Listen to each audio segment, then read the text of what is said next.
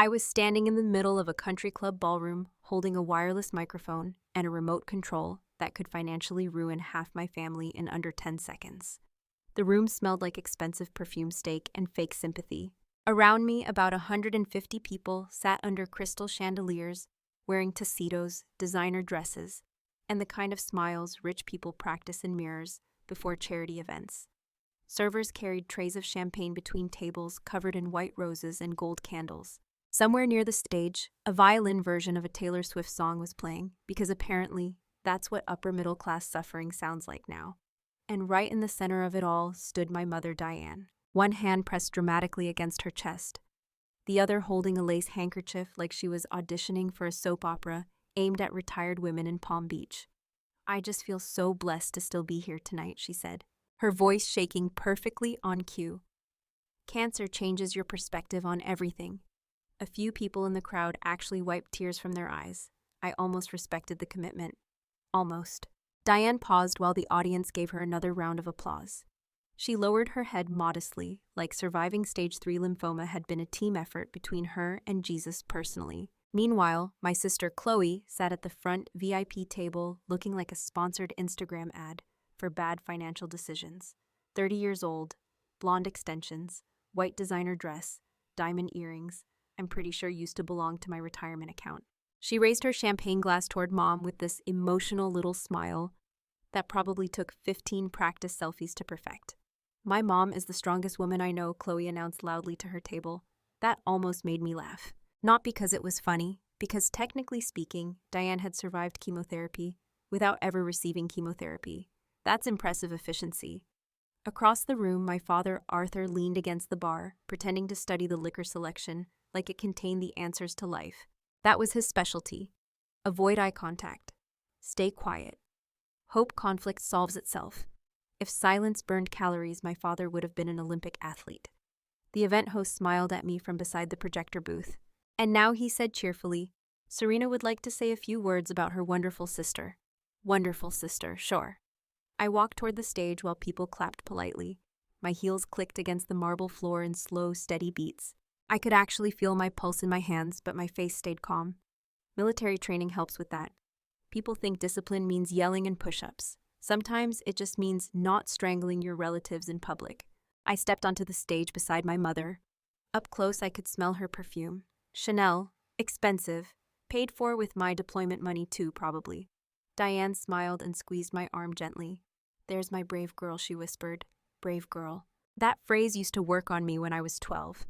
Back when I thought sacrificing for family automatically meant family would love you back. I looked out across the ballroom. Local business owners, country club wives, Chloe's future investors, neighbors, friends, people who had spent the last 8 months bringing casseroles to my parents' house because they believed my mother was fighting for her life. Every single one of them had been manipulated. And the worst part, she enjoyed it. Diane loved being the tragic survivor. She loved the attention, the sympathy, the way people lowered their voices around her like she was fragile crystal, instead of a professional liar with a Costco membership. I lifted the microphone. "Wow," I said, "this is incredible." The crowd chuckled softly. "I mean, seriously, this party is amazing. The flowers, the live music, the custom ice sculpture shaped like a champagne bottle." I glanced toward Chloe. "Honestly, this looks less like a birthday party and more like a tax write-off." A few people laughed harder at that. Chloe smiled tightly. She hated jokes unless she was the one making them. I continued calmly, and my mother's speech was really inspiring. Diane placed a hand over her heart again, like she was accepting a humanitarian award. I clicked the remote in my hand, behind us. The giant projector screen changed from a family photo to a scanned hospital invoice.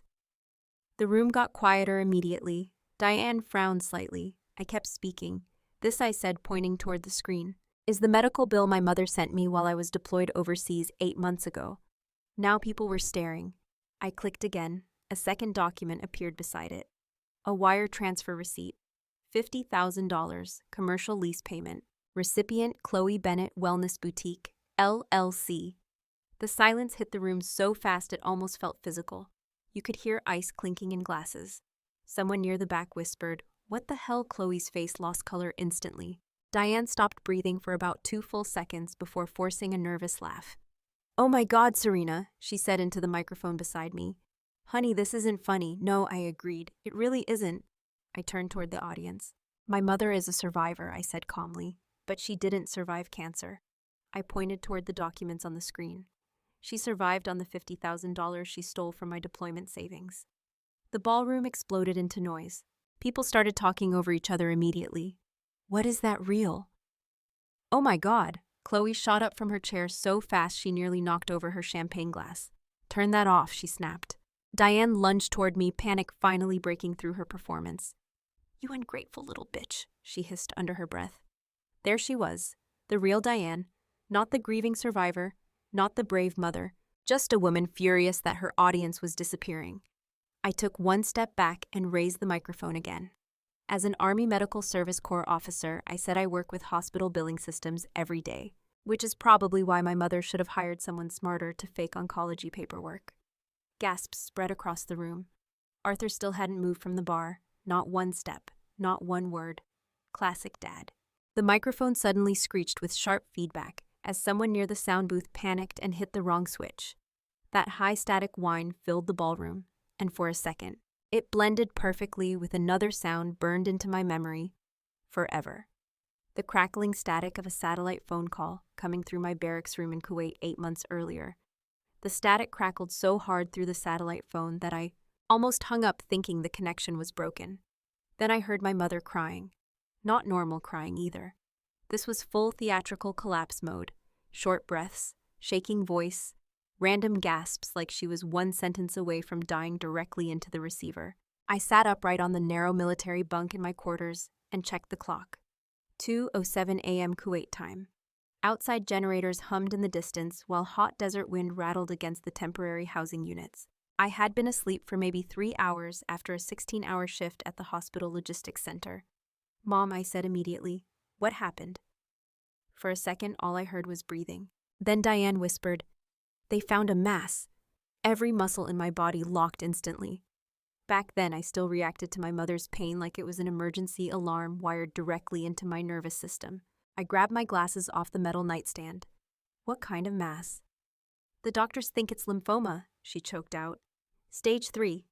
I remember staring at the beige military wall across from my bed, while my brain tried to catch up to the sentence. Stage 3.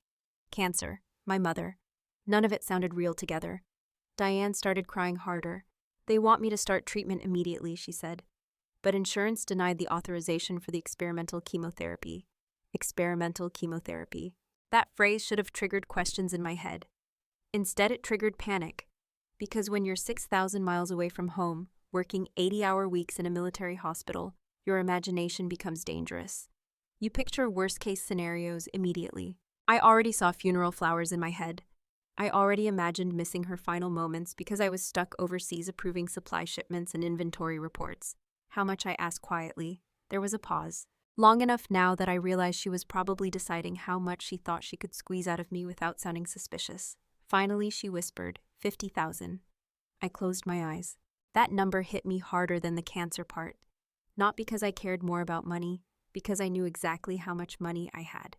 $52,318. I'd spent 4 years building that account. No vacations, no new car, no luxury apartment. While Chloe spent her 20s turning brunch into a full-time profession, I was eating cafeteria eggs at military bases and stuffing deployment bonuses into savings accounts. Every extra shift, every hardship allowance, every hazard pay deposit. I saved everything because I wanted one thing when I got home. A house, nothing fancy, just a small place with a backyard and a kitchen that didn't smell like someone else's cooking. That was the dream. And suddenly my mother was crying into a satellite phone telling me she'd die without almost all of it. Sweetheart, Diane whispered weakly, "If we don't pay up front, they can't start treatment." I swung my legs off the bunk and stood up immediately. "I'll send it." The crying stopped a little too fast. At the time I thought she was relieved. Now I know relief sounds different than victory. "You would do that?" she asked softly. Of course I would. I actually sounded offended she even asked. Because that's how I was raised. Family sacrifices for family, especially me, especially for Chloe, especially for Diane. I'd been the responsible one my entire life, the stable daughter, the dependable daughter. The daughter who solved problems instead of creating them.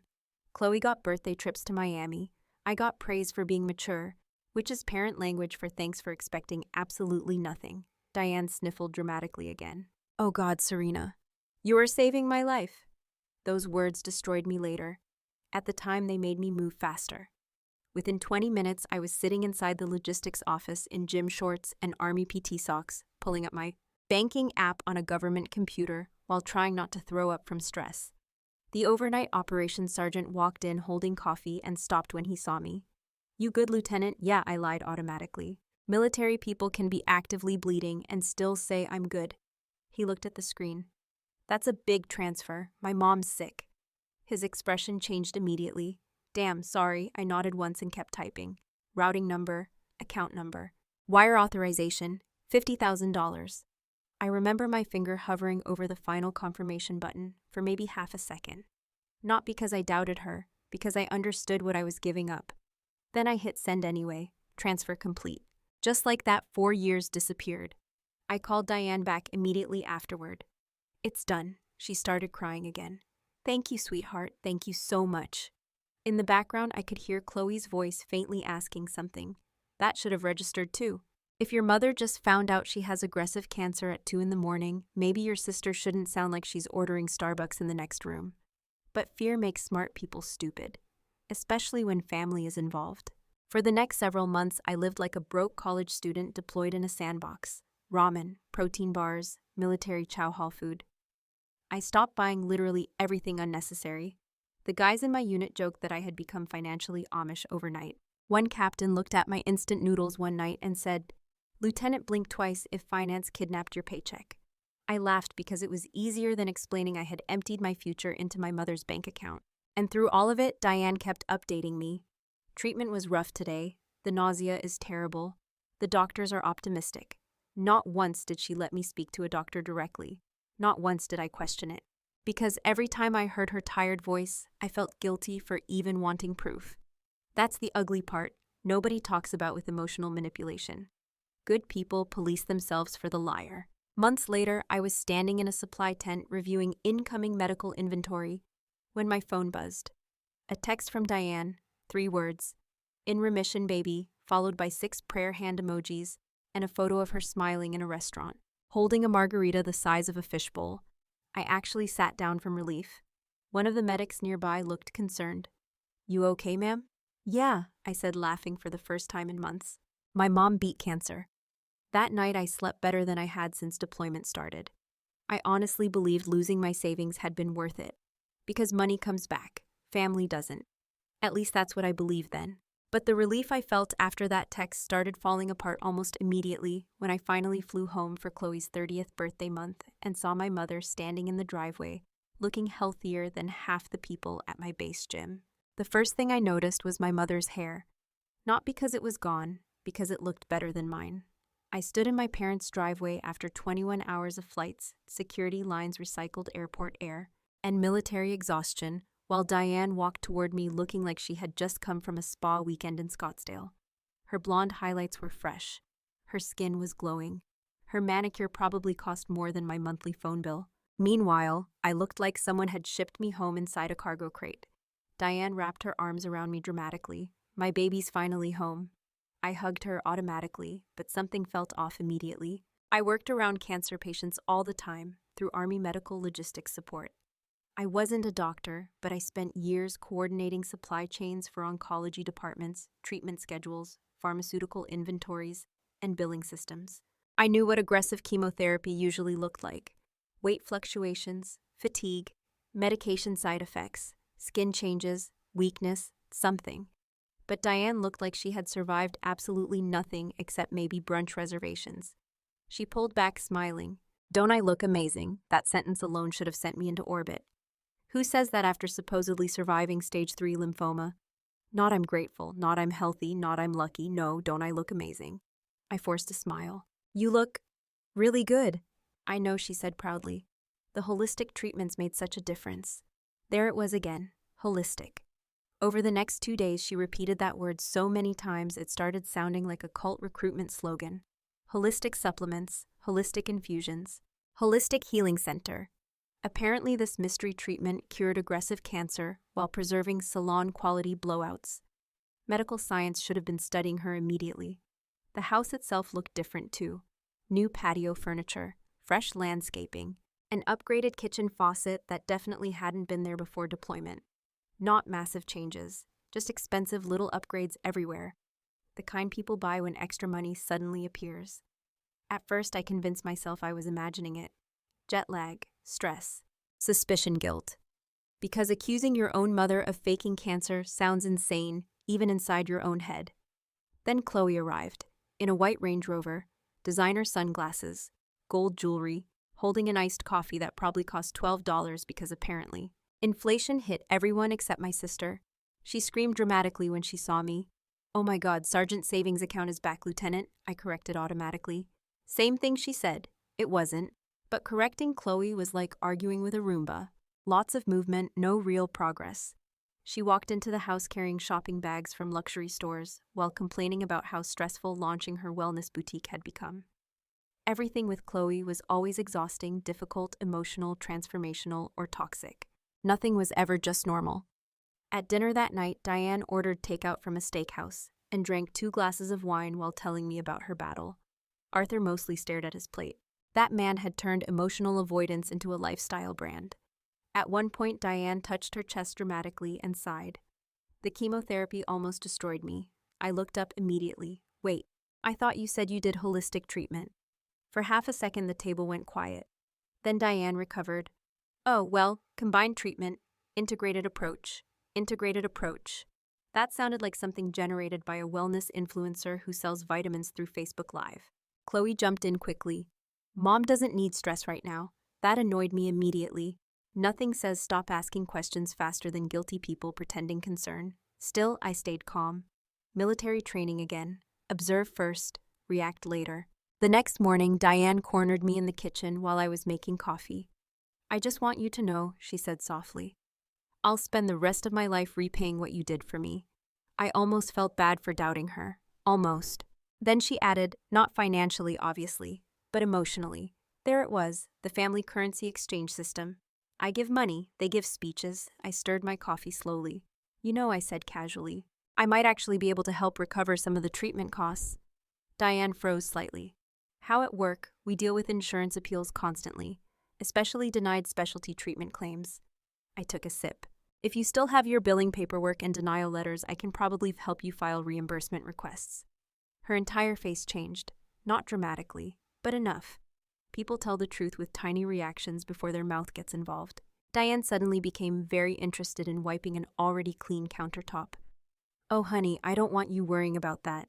It's not a problem. The paperwork is complicated. That's literally my job. She laughed nervously. Well, the hospital already handled most of it. That made absolutely no sense. Hospitals do not voluntarily fight insurance companies for patients out of the kindness of corporate healthcare hearts. I leaned against the counter. Mom, $50,000 is a lot of money. Let me at least try. Now she looked trapped. Finally, she sighed dramatically and said, Fine. I think I still have the denial letter somewhere. She disappeared upstairs for nearly 15 minutes. When she came back down, she handed me a printed packet. Not originals, printouts. That mattered immediately. I don't really understand all the medical coding stuff, she said quickly, but this is what they sent. I took the papers. And the second I looked at them, my stomach tightened. Not because I found proof immediately, because something felt wrong. The hospital logo looked slightly blurry. Not terrible, just off. Like someone copied it from Google Images at 2 in the morning after 2 glasses of Chardonnay. I sat down at the kitchen table and started reading carefully. Diane hovered nearby, pretending not to watch me. As an Army medical logistics officer, I reviewed billing documents constantly.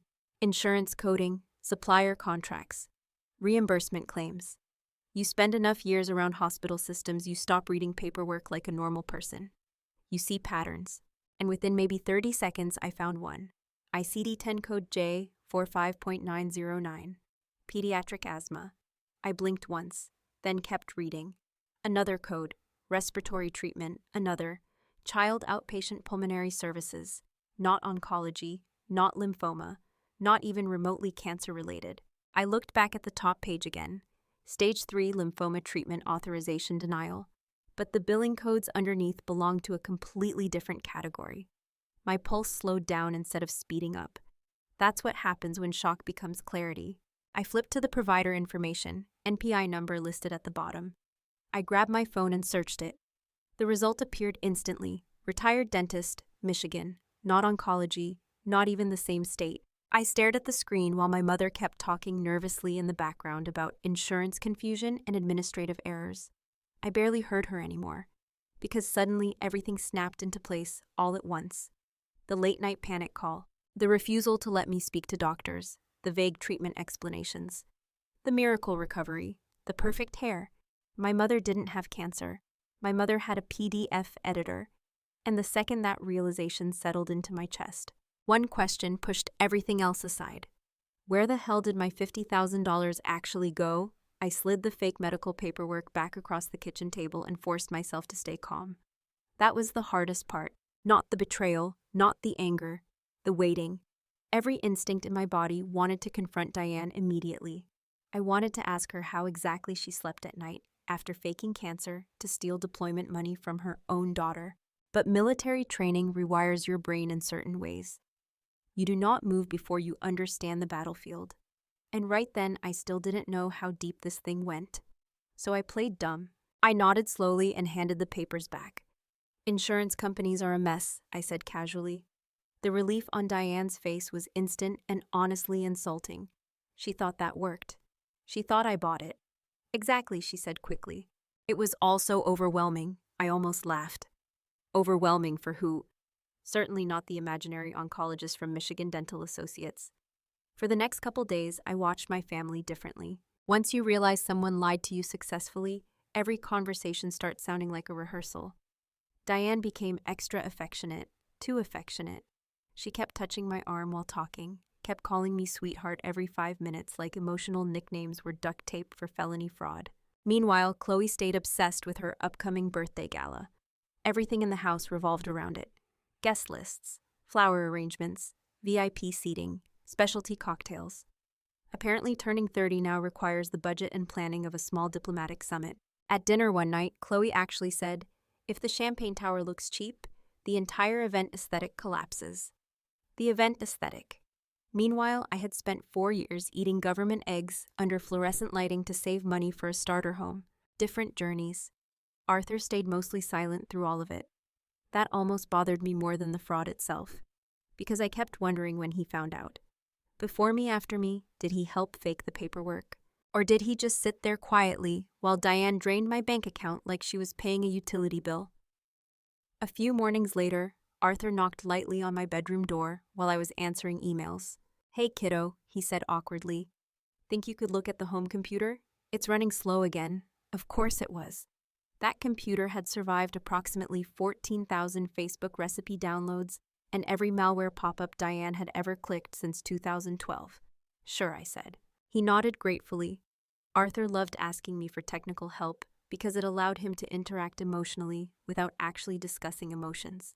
Nothing says father-daughter bonding like antivirus software.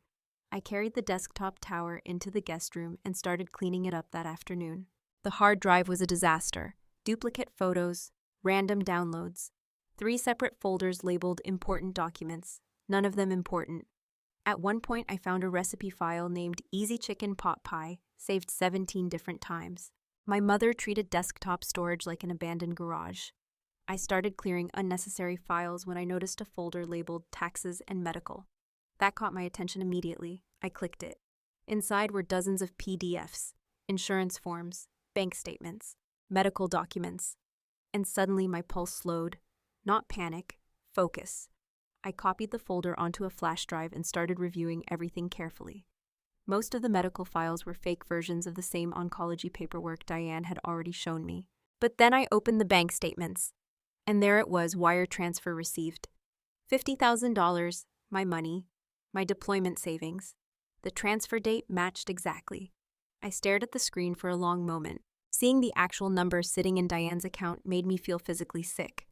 Because until then, part of me still emotionally treated the money like some tragic medical expense. But this looked different, cold, transactional, like loot. I kept scrolling. 2 days later, another transfer appeared. Outgoing wire $35,000. Recipient Whitmore Commercial Leasing Group. Reference note, Chloe Bennett Wellness Boutique, LLC. I leaned back slowly in the chair. No way. I opened the transaction details again. Same amount, same date, same recipient. My mother took the money I sent for her fake cancer treatment and used it to fund Chloe's boutique lease. I actually laughed once, not because anything was funny, because my brain temporarily rejected reality like bad food. Aesthetic Wellness Boutique. That was Chloe's business. A place where wealthy suburban women paid $200 to drink cucumber water near minimalist furniture, while someone with lip filler explained energy, alignment, and apparently I was the investor. Without consent. I kept digging. Another transaction. $15,000. Luxury event planning company, deposit payment, client event, Chloe Bennett, 30th birthday gala. I stared at the screen in complete silence. My hazard pay wasn't funding chemotherapy. It was funding imported roses and champagne fountains. I remembered eating ramen in Kuwait while Chloe was probably taste testing hors d'oeuvres with event coordinators. I remembered skipping every unnecessary expense for months because I thought my mother was fighting cancer. Meanwhile, Diane and Chloe were apparently planning the Great Gatsby reboot. That's the moment something changed inside me permanently. Not just anger, perspective. Because suddenly my entire childhood made sense. Chloe was always the investment. I was always the resource. When Chloe wanted dance lessons, the family tightened the budget. When I needed new soccer cleats, I got told to be practical. When Chloe failed classes, everyone rallied around her stress. When I succeeded, people just expected it. I had spent my whole life confusing usefulness with love. And now I had spreadsheets proving it. I kept reviewing the statements carefully, taking screenshots, and saving copies onto my drive.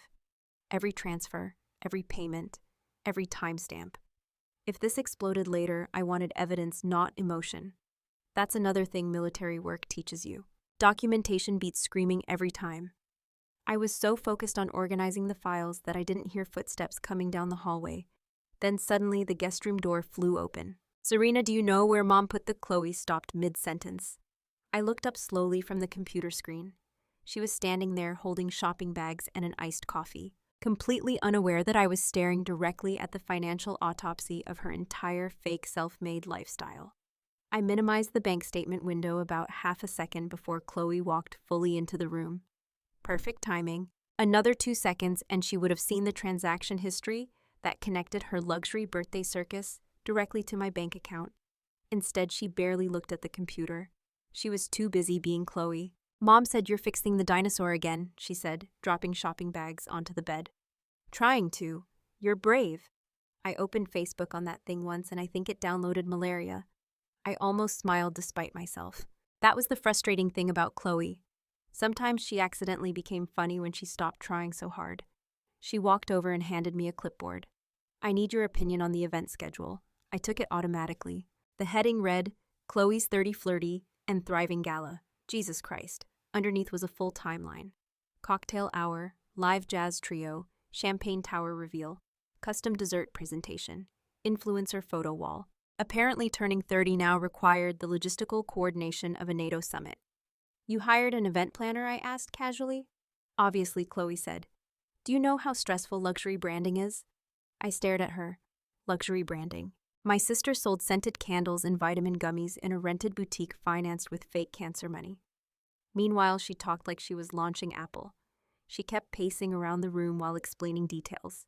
"The lighting has to stay warm after 8 because it photographs better for skin texture. And we're timing the cake reveal with the DJ transition."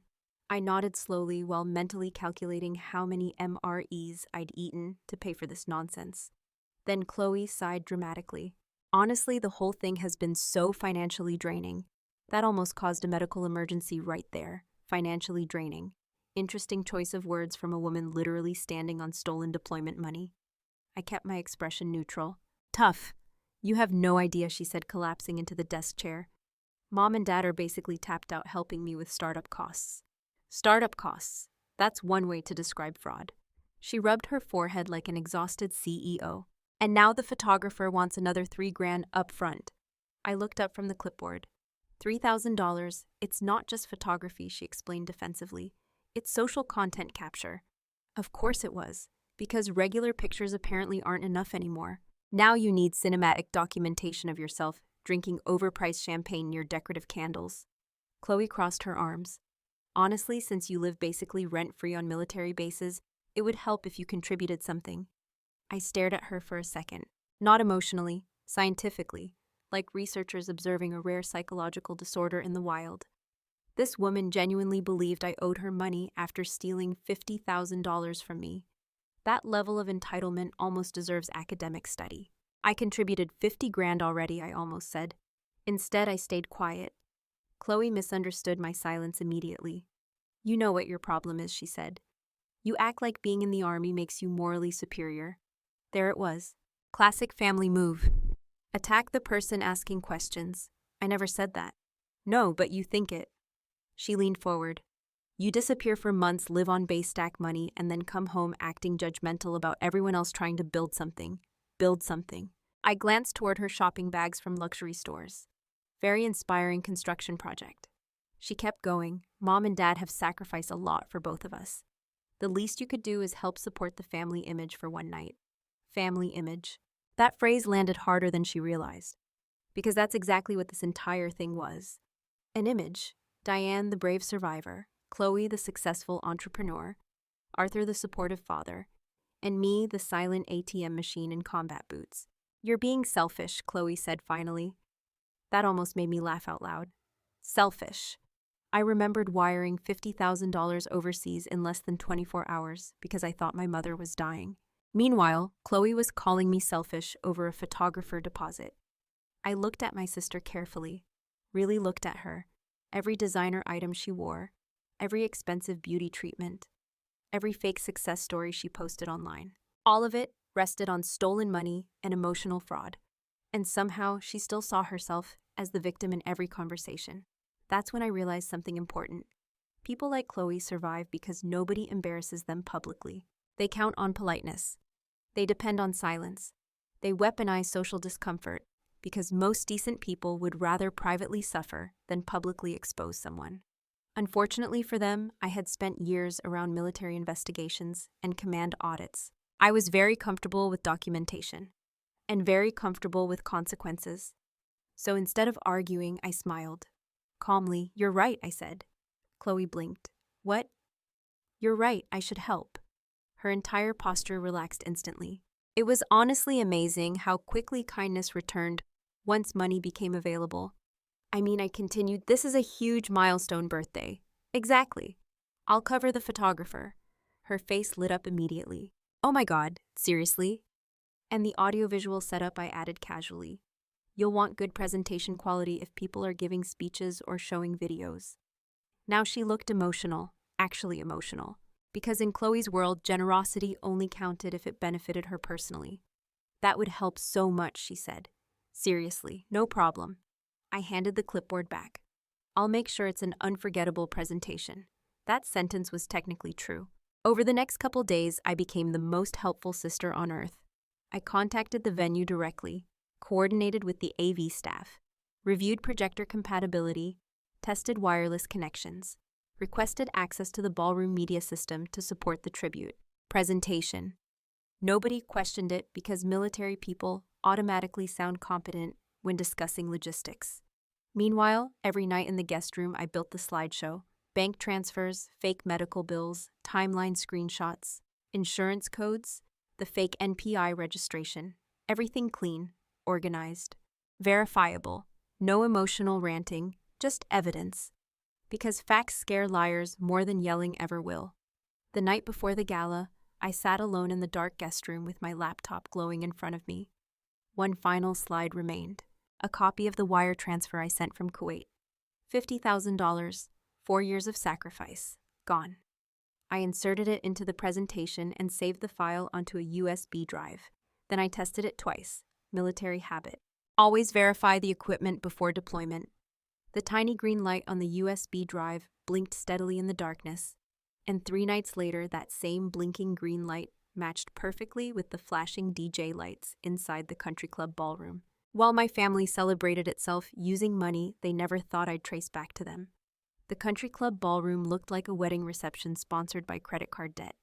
Every surface glowed, gold candle holders, white floral arrangements taller than actual children, champagne towers stacked near the dance floor like someone was preparing for a royal coronation instead of my sister turning 30 and still using her parents' Costco membership. Servers in black uniforms moved through the crowd carrying trays of shrimp cocktails and tiny appetizers. Nobody actually eats, but everyone pretends to enjoy because they cost $18 each. And right in the center of all of it stood Chloe, posing, constantly. I watched her rotate through facial expressions near the custom photo backdrop, like she was filming campaign ads for Governor of Narcissism.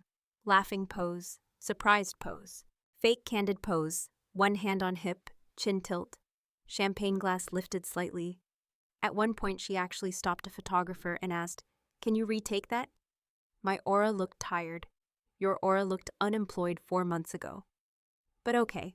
I stood near the back of the ballroom in a dark green dress I bought 3 years earlier because, unlike my family, I considered clothing fully functional after one use.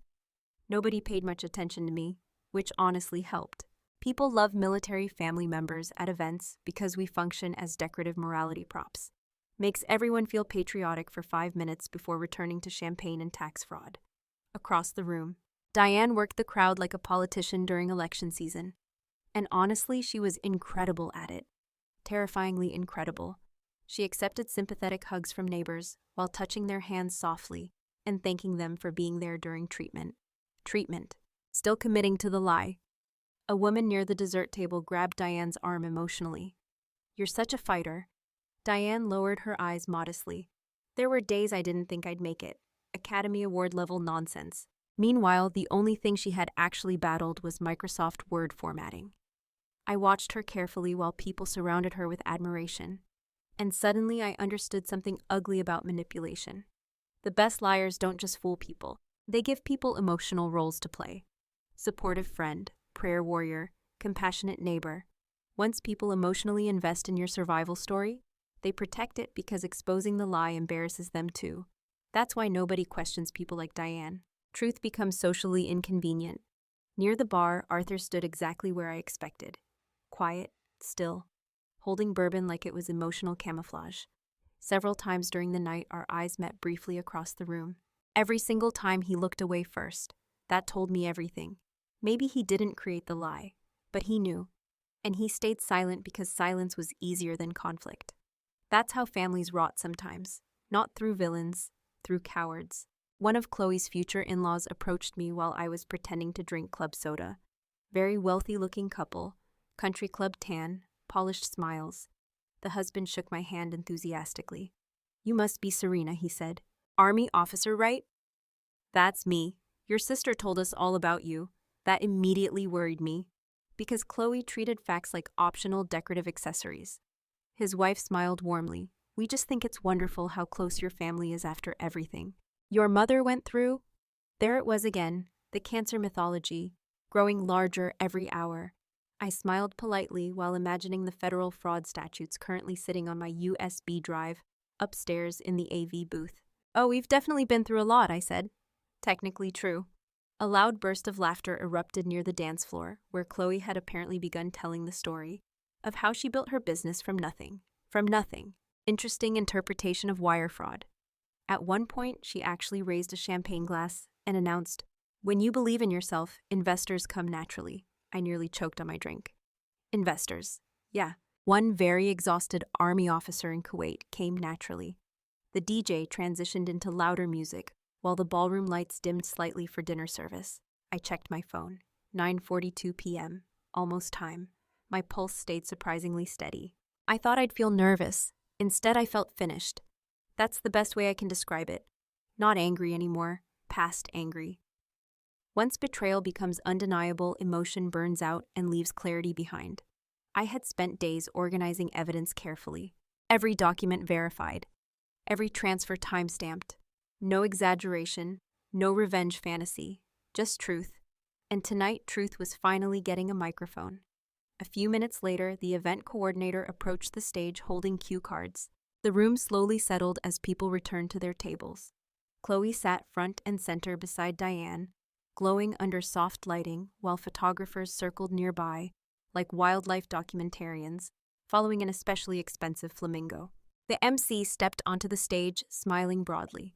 Ladies and gentlemen, what an incredible evening celebrating Chloe's milestone birthday. Applause filled the ballroom. The MC continued.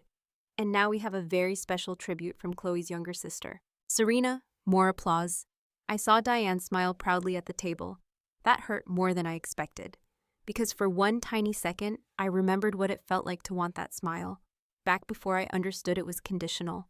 Back when I thought making sacrifices earned love. Chloe waved dramatically toward me. People turned to watch as I walked toward the stage. My heels clicked softly across the ballroom floor, while conversations faded around me. The AV technician near the projector booth gave me a thumbs up. Everything was connected, everything ready. As I climbed the small staircase onto the stage, I caught Arthur staring at me from the bar again. This time he didn't look away immediately. He looked worried.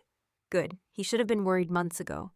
I stepped under the spotlight and accepted the wireless microphone from the MC, warm from his hand. He smiled politely and whispered, "Try not to make us all cry too hard. Too late for that." The ballroom lights softened while guests settled into silence expectantly. I looked out across the crowd, 150 people. Local business owners, neighbors, politicians, future investors, friends, every single one of them trapped inside a lie my family thought would never collapse publicly. Diane sat smiling at me with complete confidence. She honestly believed I was about to stand there and praise Chloe's success story. That's the thing about people who exploit you for years. They mistake your patience for permanent weakness. I adjusted the microphone slowly, tested the weight. Then I looked toward the AV booth and raised one finger slightly. The technician cut the music immediately. The ballroom dropped into sudden silence. And somehow that silence still wasn't as heavy as the one that hit the room. The second the first slide appeared across the 10-foot projector screen behind me. The first slide filled the projector screen behind me. A scanned medical invoice, hospital letterhead, highlighted billing totals. And right at the top, in bold letters, Stage 3 lymphoma treatment authorization. The room went completely still. I held the microphone calmly with both hands. "We are here tonight to celebrate Chloe's success," I said, my voice echoing softly through the ballroom speakers. But transparency is important in business. A few confused laughs scattered through the crowd. Nobody understood what was happening yet. At the front table, Chloe's smile started tightening around the edges.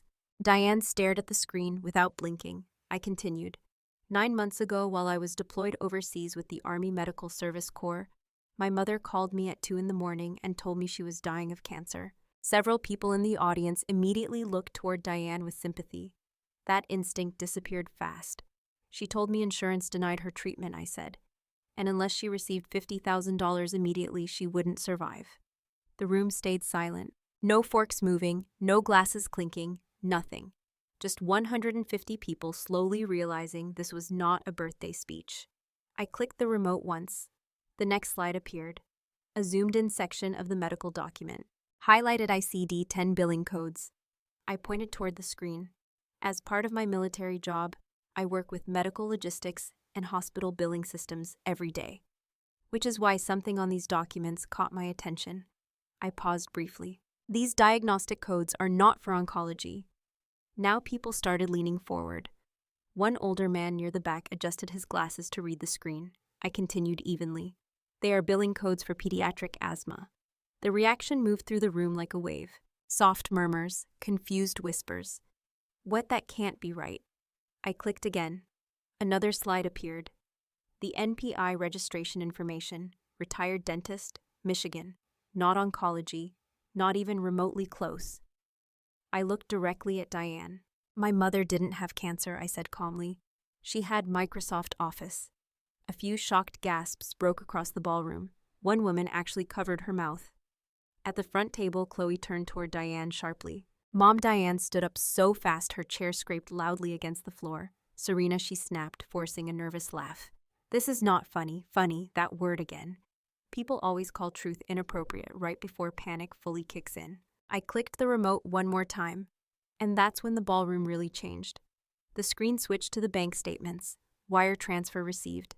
$50,000, followed by outgoing transfers, highlighted in yellow. $35,000 to a commercial leasing company. $15,000 to an event planning firm. You could actually hear someone whisper, "Oh my God." I stepped slightly to the side so everyone could see the screen clearly. But as you can see from these transfers, I said the money didn't go to an oncologist. I pointed toward the highlighted entries. It went to Chloe's boutique lease. Another click. And this event planner. Another click. The champagne fountain. Another click. The imported floral arrangements. I looked slowly across the room. And the open bar all of you are currently drinking from. Absolute silence. Not dramatic movie silence. Real silence. The kind where human beings stop moving because their brains need a second to reorganize reality. Then chaos started. People began whispering aggressively at their tables. Several guests looked directly at Chloe. One man near the bar quietly set down his drink, like it had suddenly become evidence. At the VIP table, Chloe looked completely frozen. "You told me," she whispered toward Diane. Diane ignored her completely and stormed toward the stage. "You lying little bitch," she screamed. There she was, no more brave cancer survivor voice, no more delicate emotional performance, just pure panic. Her face had gone ghost white under the ballroom lights. She climbed halfway onto the stage, reaching toward me like she was going to grab the microphone. I stepped back calmly. "Careful," I said into the mic. "There are local attorneys in this room." That got a reaction. Several people immediately looked uncomfortable. One woman actually took out her phone. Diane pointed wildly at the screen. "She hacked our accounts. She's mentally unstable." Interesting defense strategy. Always impressive when criminals accidentally skip directly to season finale behavior. I raised one hand slightly. "Everything shown tonight has already been copied, verified, and documented." That shut her up for about 3 seconds. Then Chloe finally stood. "What the hell is happening?" she shouted. I looked at her quietly. And honestly, for the first time all night, I almost felt sorry for her. Almost. Because I genuinely think Chloe spent most of her life protected from consequences by Diane. She floated through adulthood believing image mattered more than reality, because nobody ever forced her to confront reality. Tonight was her first exposure therapy session. I reached down beside the podium and picked up a small gift-wrapped box. White paper, gold ribbon, very classy. I walked slowly toward the edge of the stage and held it out toward Chloe. "Happy 30th birthday." The room stayed dead silent while she stared at the box. "Are you insane?" she whispered.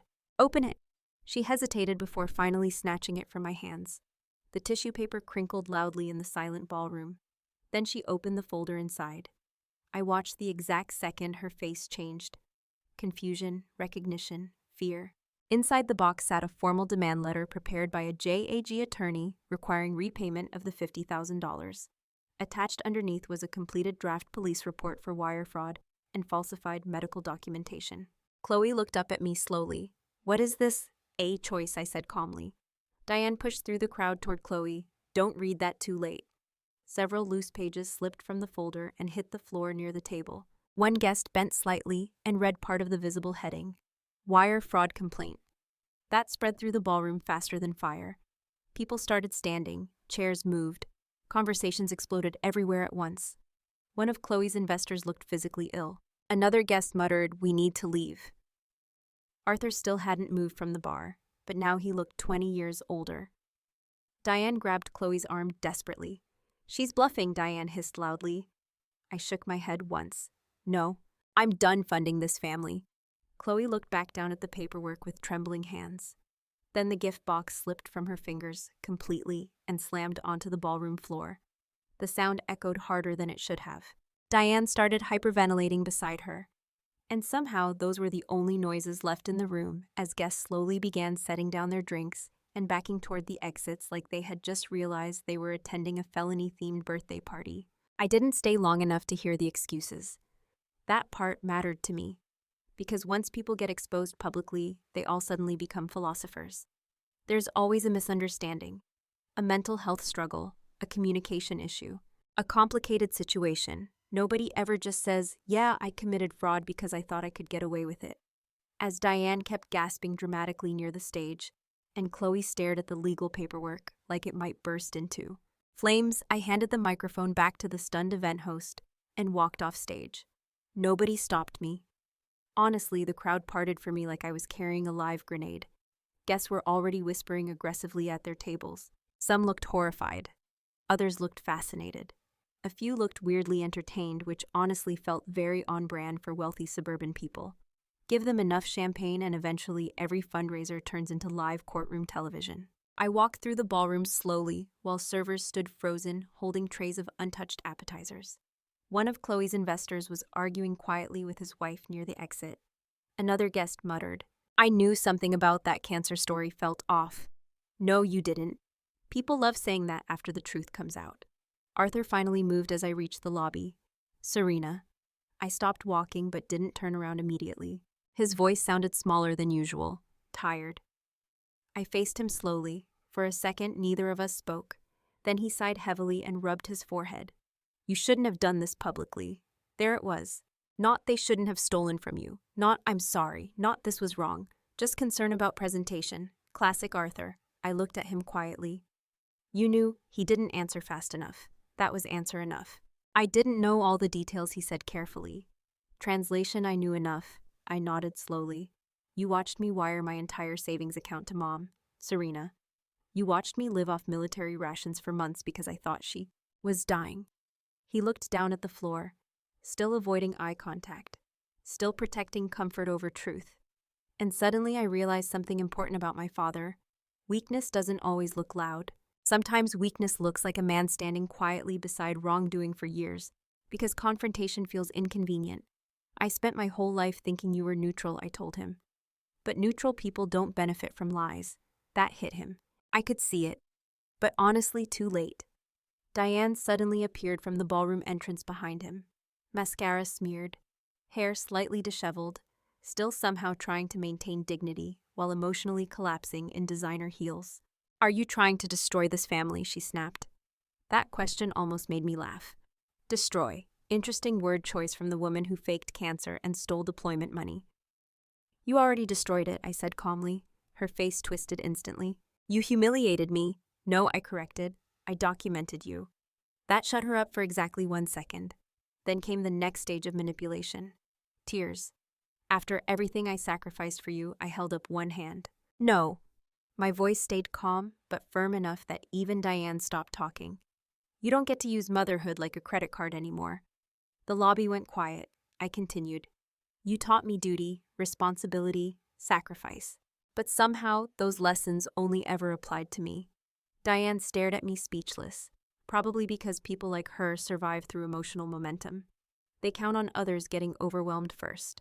The problem was, I wasn't overwhelmed anymore. I was done. I walked past both of them and pushed through the country club doors into the cool night air. For the first time in months, I could breathe normally. No fake sympathy, no manipulation, no pretending. Just silence and cold air and the sound of distant traffic. I stood in the parking lot for a while, looking at the row of luxury cars outside the ballroom. Mercedes, BMWs, Range Rovers. An entire parking lot full of people obsessed with appearances. And somehow my family still managed to outfake all of them. My phone started exploding before I even reached my hotel. Calls, texts, voicemails, mostly panic. Chloe called 11 times. I never answered. Diane left me a voicemail crying about how I blindsided the family. Interesting perspective from someone who forged medical documents. Arthur sent one text. "We need to talk." "No, actually, you all needed to talk months ago." The next morning, the fallout spread faster than I expected. By noon, 2 of Chloe's investors officially pulled out of her boutique deal after reviewing the financial documentation I had presented. Turns out wealthy people become extremely uncomfortable when the phrase wire fraud enters a business meeting. One investor apparently demanded a full forensic audit of the company's startup funding. Good luck with that. Meanwhile, Diane became radioactive at the country club almost overnight. Nobody wants to play tennis with the woman who faked cancer for boutique money. The meal-trained friends disappeared first. Then the sympathy calls stopped. Then the invitations stopped. Social exile moves fast in wealthy suburban circles because rich people fear public embarrassment more than morality itself. And Arthur, he kept trying to play mediator. That role vanished immediately once attorneys got involved. Because, unlike family guilt, legal paperwork has deadlines. 3 days later, I formally submitted the evidence package through proper channels. Bank transfers, fraudulent documents, communication records, everything organized professionally. Military habit again. Always document thoroughly. The detective assigned to the case actually paused halfway through reviewing the file. "She faked cancer," he asked. "Correct." to fund a birthday party and a wellness boutique. He stared at me for a second. That's impressively terrible. Honestly, fair assessment. Eventually, Diane and Arthur agreed to liquidate assets and repay the full amount rather than risk criminal prosecution. Retirement accounts, savings, part of the house equity. Apparently, accountability gets very motivating once prison becomes a realistic possibility. And you know what surprised me most? Getting the money back didn't heal anything. Because the real loss wasn't financial. It was realizing I had spent years confusing obligation with love.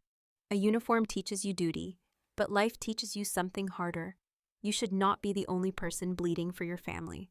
Real love does not require one person to constantly sacrifice while everyone else consumes. And people who treat you like an ATM will always call you selfish the moment you close the account. The hardest lesson I learned was this: strength is not endlessly enduring betrayal because someone shares your last name. Strength is protecting yourself from the people who should have protected you first. And honestly, projecting those receipts onto a 10-foot screen felt cheaper than therapy and way more effective. So let me ask you this. Have you ever caught a family member lying about something major just to exploit you financially? Would you have stayed quiet? Or would you have projected the receipts like I did? Let me know in the comments below. And subscribe if you believe respect should be earned, not emotionally extorted. The strangest part about everything that happened wasn't the fake cancer story. It wasn't the stolen money. It wasn't even standing in front of 150 people exposing my own family like I was presenting evidence at a federal hearing with floral centerpieces. The strangest part was realizing how normal all of it had felt to me before I finally snapped. That's the part I really want people to understand. Because a lot of responsible people watching this probably recognize pieces of themselves in what I tolerated. Not the dramatic fraud part. The role, the family role.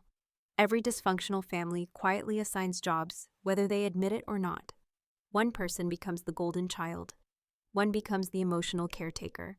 One becomes the fixer. And once your family decides you're the reliable one, congratulations. You stop being treated like a person and start being treated like infrastructure. You become emotional plumbing. Everybody dumps problems into you and gets angry when you clog. That was me for most of my life. I was the stable daughter, the disciplined daughter, the one who handled things. If Chloe made bad decisions, everyone rushed to protect her because she was sensitive. If I struggled, people assumed I'd figure it out because I always did. And eventually you get addicted to being useful because usefulness becomes the only form of love you consistently receive. That's dangerous, especially for people raised in families where guilt gets confused with loyalty. Looking back now, I can see how many red flags I ignored because I was trained to ignore them emotionally. My mother calls at 2 a.m. crying about cancer. I send money immediately, no questions. Because questioning her would make me feel cruel, and manipulators know that. That's what people need to understand. Most family manipulation doesn't start with obvious evil behavior. Nobody walks into your life twirling a cartoon villain mustache, asking for wire transfers.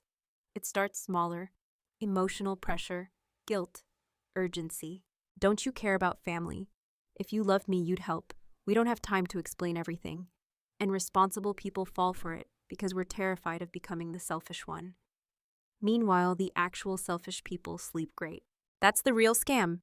The most empathetic person in the family usually feels the most guilt, while the most manipulative person feels completely justified. Honestly, I should have gotten suspicious the moment my mother somehow had terminal illness energy and luxury skincare at the same time. Nobody fighting aggressive chemotherapy looks like they just came from a sponsored spa retreat in Napa. But fear overrides logic, especially when it involves parents. That's another thing people don't talk about enough. Your intelligence does not protect you emotionally when family is involved. I worked around medical systems every day. I literally understood billing codes professionally, and I still got manipulated because emotional panic bypasses common sense. That's why I tell people now, never send large amounts of money during emotional emergencies without documentation. I don't care who gets offended by that advice. Ask questions, request paperwork, call hospitals directly, verify information independently, because honest people may feel uncomfortable being questioned, but dishonest people panic when they're questioned. Huge difference. And please understand something important. Protecting yourself financially is not selfish. I think a lot of people, especially people raised in working class or military families, struggle with that idea. We get taught that sacrifice automatically equals love. It doesn't. Sometimes sacrifice just attracts users. There's a difference between helping someone and funding their dysfunction. There's a difference between compassion and self-destruction. And if someone only values you when you're financially useful, that relationship was transactional long before you noticed. One thing I changed immediately after all this happened was how I handled money with family. Everything became documented. Everything became clear. No vague loans, no emotional financial decisions. No, I'll pay you back eventually. Conversations floating around in the air like expired coupons. If money leaves my account now, there's clarity attached to it. And honestly, healthy people respect boundaries. Manipulative people treat boundaries like personal attacks because boundaries interrupt access. That alone tells you a lot. Another hard lesson I learned was that some families will absolutely destroy the responsible child while protecting the chaotic one. Why? Because responsible people create stability, and dysfunctional systems feed off stability. You become the emergency contact, the backup plan, the unpaid therapist, the bailout fund. Meanwhile, the reckless person gets endless forgiveness because everyone expects less from them. That imbalance slowly poisons you if you stay inside it too long. I know there are people listening right now who are carrying entire families financially while getting criticized the most. You pay bills, solve problems, rescue people repeatedly, and somehow you're still the cold one the second you finally say no. That's not love, that's dependency wearing a family costume. And let me say something else that took me years to learn. You are not obligated to bankrupt your future to prove your loyalty. Not emotionally, not financially, not mentally. I spent 4 years building savings for my first home. 4 years. And in less than 24 hours, guilt convinced me to hand almost all of it away without basic verification. That's how powerful emotional conditioning can become inside families. The good news is this: you can unlearn it. Painfully sometimes. Awkwardly sometimes. But you can. You can learn to pause before rescuing people. You can learn to separate emergencies from manipulation. You can learn that saying "I need proof" first is not cruelty. And you can absolutely learn that being a good person does not require becoming everybody's emotional ATM machine. Honestly, if somebody gets angry because you asked reasonable questions before giving them $50,000, congratulations. You probably just prevented a future true crime documentary. And the biggest lesson I carry from all this is simple. Love should feel safe, not financially threatening, not emotionally coercive, not like a loyalty test you constantly have to pay for. Because once somebody starts treating your kindness like an unlimited resource, they stop seeing you as family. They start seeing you as access. The part nobody prepares you for after standing up to toxic family members is the silence afterward. Not peaceful silence, weird silence. The kind where your phone suddenly stops ringing because people are trying to figure out whether you're the victim or the problem. And honestly, in dysfunctional families, the person who exposes the truth usually becomes the problem first. That hit me hard after the gala. Not because strangers judged me. I expected that. It was the relatives. The extended family members who magically became legal analysts overnight, despite barely understanding how email attachments work.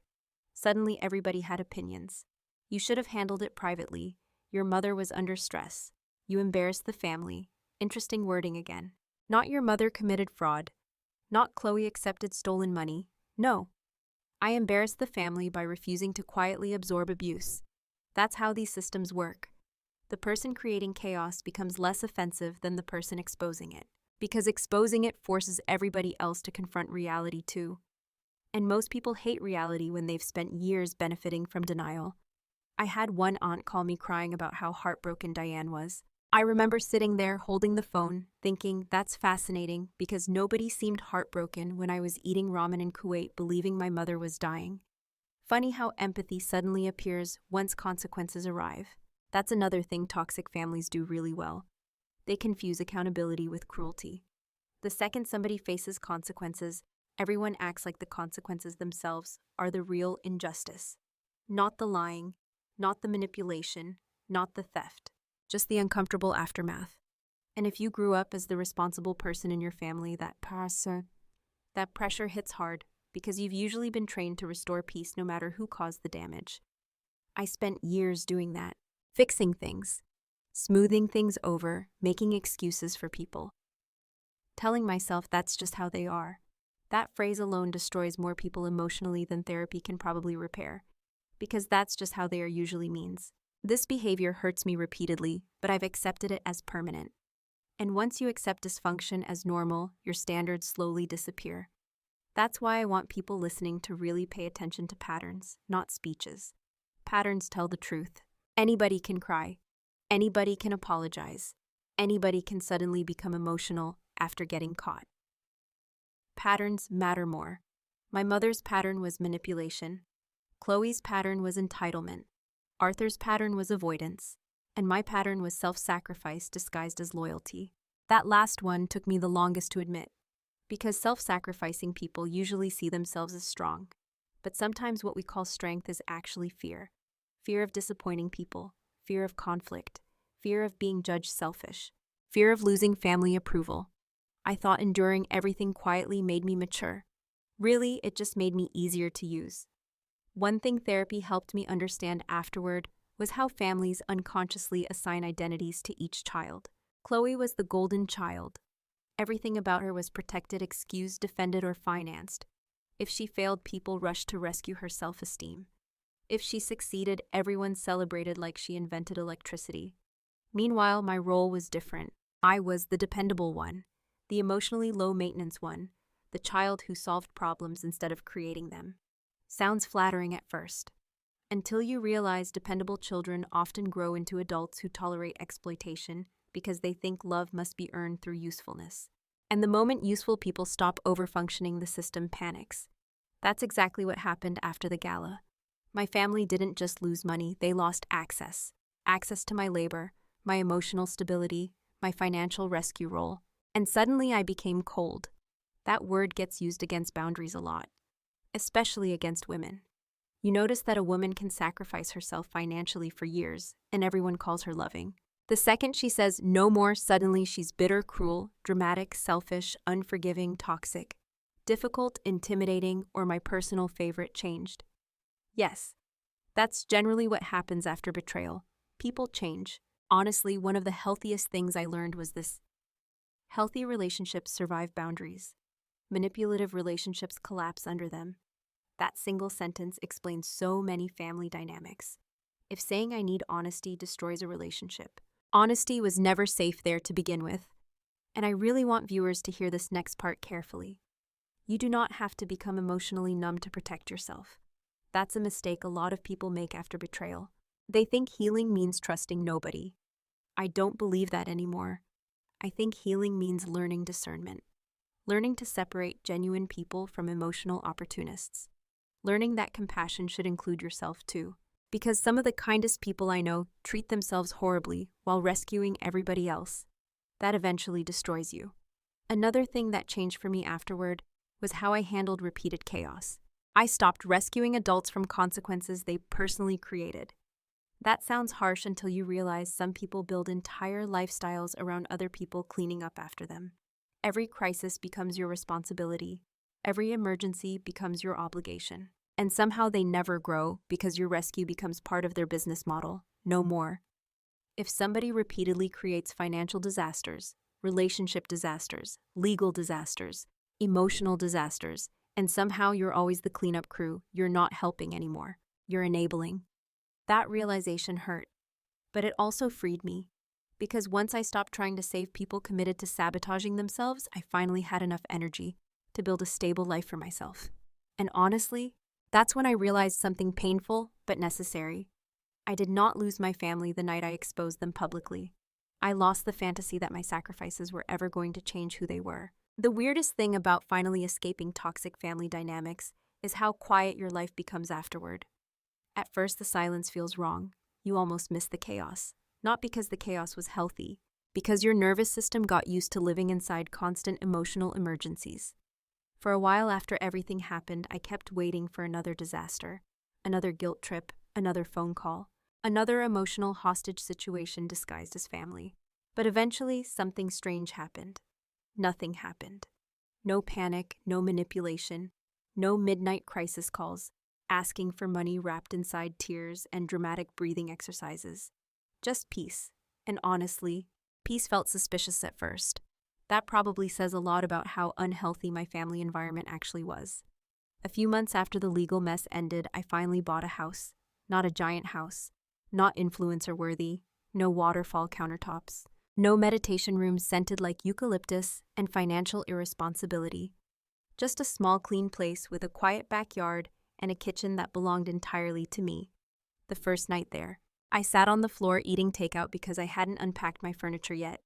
And I remember realizing something almost embarrassing. I felt safer alone in an empty house than I ever felt inside my family home growing up. That hit hard, because people assume toxic environments always look dramatic from the outside. Sometimes they don't. Sometimes they look normal, nice neighborhood, holiday photos, birthday dinners, matching Christmas pajamas.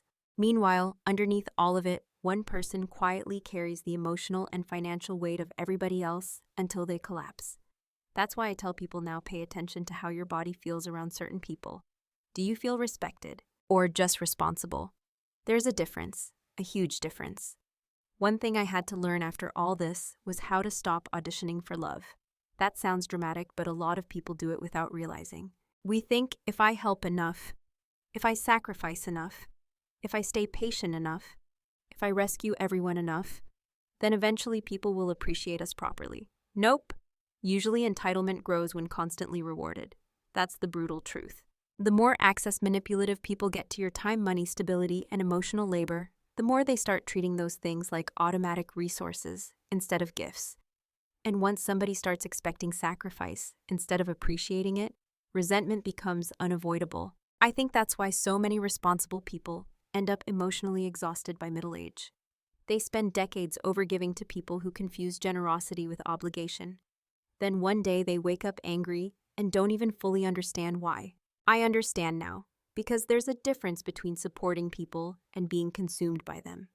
And honestly, silence protects toxic people longer than love ever protects victims. That's another uncomfortable truth. Families survive dysfunction for years because everybody quietly agrees not to expose reality. Nobody wants to be the difficult one. Nobody wants holidays ruined. Nobody wants conflict. So everybody adapts around the manipulative person instead. You start managing their moods, avoiding certain topics, walking carefully, excusing behavior, and eventually the entire family system revolves around protecting the person causing the damage. That's exhausting. And the saddest part? The responsible person usually gets blamed the second they stop participating. I know there are people listening right now who feel trapped inside that exact situation. Maybe you're the financially responsible sibling. Maybe you're the child who always gets called first during emergencies. Maybe your family only acts warm when they need something. Maybe you've spent years confusing guilt with love because setting boundaries makes you feel physically uncomfortable. I get it, completely. But hear me carefully when I say this. Protecting yourself does not make you cruel. Walking away from manipulation does not make you heartless. And refusing to finance chaos does not make you selfish. Healthy people do not require your self-destruction to maintain a relationship with you. That's not love. That's consumption.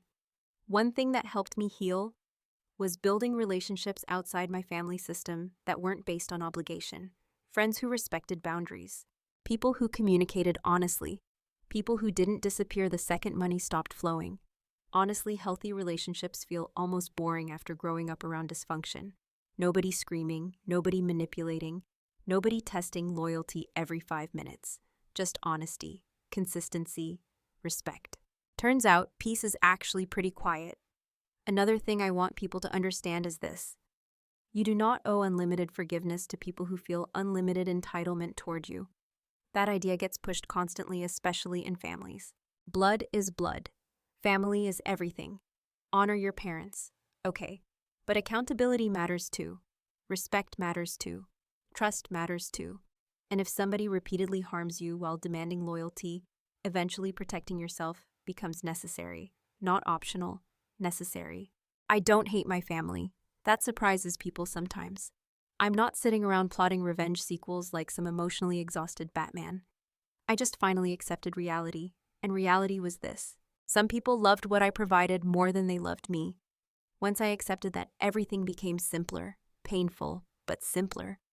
And honestly, my life improved the moment I stopped trying to earn emotional security from people committed to misunderstanding me. That's probably the biggest lesson in this entire story.